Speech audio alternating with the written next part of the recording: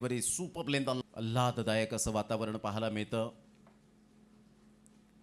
Good delivery step out होऊन मात्र खेळण्याचा प्रयत्न जरूर होता.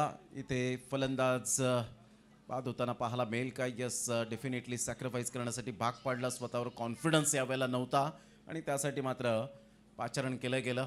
त्या ठिकाणी बॅटर नाही, नॉन स्ट्राईक एंडच्या फलंदाजाला, आणि इथे मात्र फलंदाज mister Karan back to the dugout. आतमध्ये जात असताना पाहायला मिळतो. आता 10 बॉल आहेत आणि 10 बॉलमध्ये विजयासाठी 28 रनची गरज असेल.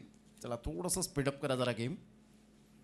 10 बॉल 28 रन्स हे सामन्याचं समीकरण आपल्याला पाहायला मिळतं.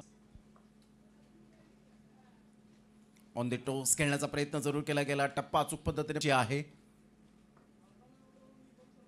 पुन्हा एकदा मोठा प्रहार करण्याचा प्रयत्न जरूर केला होता. आता विशालला सॅक्रिफाईस करण्यासाठी भाग पाडलं गेलं. इथे फलंदाज बाद होताना आपण पाहताय. डॉट बॉल सुद्धा येतो, विकेट मिळते. फलंदाज बॅक टू द डगआउट.